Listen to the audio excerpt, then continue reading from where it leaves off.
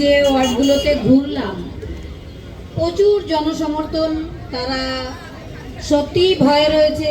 একটা thread culture চালান আমাদের মাননীয় মুখ্যমন্ত্রী, সেটা এই থ্রেড কালচারের মধ্যেই পড়েছে আমাদের পানিহাটিটা। কারণ একটা ঘোষ পরিবার, পুরো পরিবারতন্ত্র এখানে এতদিন ধরে রয়েছেন এবং তিনি এলাকায় একটা ভয়ের বাতাবরণ সৃষ্টি করে রেখেছেন।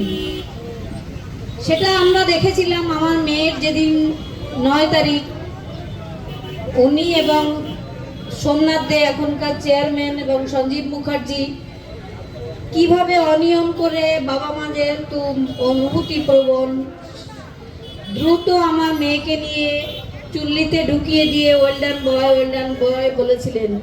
এটাও থ্রেড কালচারেরই একটা অংশ। এবং আমার মেয়ের মৃত্যুর যে আমরা বিচার পাওয়ার, সেটা যাতে আমরা না পাই, তদন্ত তথ্য প্রমাণ লোপাটের, এটাও একটা পার্ট। তো আপনারা সবাই জানেন, কিন্তু আমি আজকে যেটা বলবো, মেয়ের বিচার আমার আদালতেই হবে। আপনারা আমাকে ভোট দেবেন না, আপনারা নিজেদের দাবি তুলে ধরবেন। আমি জিতলে পানিহাটি জিতবে, পানিহাটি জিতবে মানে গোটা পশ্চিমবঙ্গ জিতবে। এই পশ্চিমবঙ্গকে উৎখাত করা, পশ্চিমবঙ্গের যে তৃণমূল মন্ত্রী আমাদের মাননীয়া, তিনি যে থ্রেড কালচার চালান, প্রত্যেকটা মেডিকেল কলেজে, শিক্ষা দপ্তরগুলোতে, স্বাস্থ্য দপ্তরগুলোতে সমস্ত থ্রেড কালচার চলে। আর আমার মেয়ের মৃত্যু সেই থ্রেড কালচারের জন্যই হয়েছে, সেই দুর্নীতির জন্যই হয়েছে। আমার মেয়ে যে দুর্নীতির পেন্ডুলামের একটা বাক্স খুলে দিয়ে গেছে, তার সেই দুর্নীতি আমি দমন করব। এটা আমার এই কেন্দ্রীয় মন্ত্রীকে পাশে নিয়েই আমার আবেদন থাকবে এনাদের কাছে।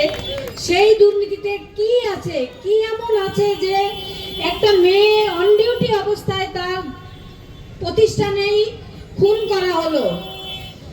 সেই দুর্নীতি তো আমাদের বার করতেই হবে। তারপরে রইল আমাদের পানিহাটির যে অব্যবস্থা। আমি এতটা জল দিয়ে হেঁটে এলাম, এখন কিন্তু বর্ষাকাল নয়, তবুও জল। তার মানে কোনো দিনও ওইখানকার জল বন্ধ হয় না, সবসময় রাস্তায় জল থাকে। মানে ওটাই পানিহাটি, জল দিয়ে হাঁটি আর কি আমরা। তো কেন এটা হবে? কেন ড্রেনেজ ব্যবস্থা ভালো থাকবে না? কেন এলাকা দুর্গন্ধময় হবে? এগুলো আপনারাই অভিযোগ করবেন। আমি সেই বার্তাটা নিয়ে বিধানসভায় যাব এবং পানিহাটিকে একটা রোল মডেল করব। এটাই আমার কিছু পাওয়ার নেই। আপনারা আমাকে সমর্থন করবেন। আমার দেওয়ার আছে অনেক কিছু আপনাদের দেওয়ার আছে, কিন্তু আমি আমার মেয়েকে হারিয়ে ঘরে আমার কিছুই পাওয়ার নেই। কারণ মেয়ে যা রেখে গেছে তা দিয়ে আমরা বেঁচে থাকতে পারবো, কিন্তু সাধারণ মানুষের এই যে দুর্দশা, তার জন্যই আমার লড়াই। মেয়ের বিচার আদালত থেকে আমি পাবই, কিন্তু আপনারা যারা দুর্দশাগ্রস্ত, আপনাদের কথাটা আমি যেন বিধানসভায় পৌঁছাতে পারি, তার জন্য আপনারা আমার হাতটা শক্ত করবেন আপনাদের ভালোবাসা দিয়ে। আপনাদের আমি কৃতজ্ঞ থাকবো। তবে ভয় পাবেন না, একদম ভয়কে জয় করতে হবে আমাদের, তবেই আমাদের সফলতা আসবে। নমস্কার সবাইকে, ধন্যবাদ। আমাদের ভিডিও ভালো লাগলে লাইক এবং শেয়ার করুন। কমেন্ট সেকশনে গিয়ে জানান আপনাদের মতামত। আরও ভিডিও পেতে আমাদের চ্যানেল সাবস্ক্রাইব করুন এবং প্রতি মুহূর্তে খবরের আপডেট পেতে প্রেস করুন বেল আইকন।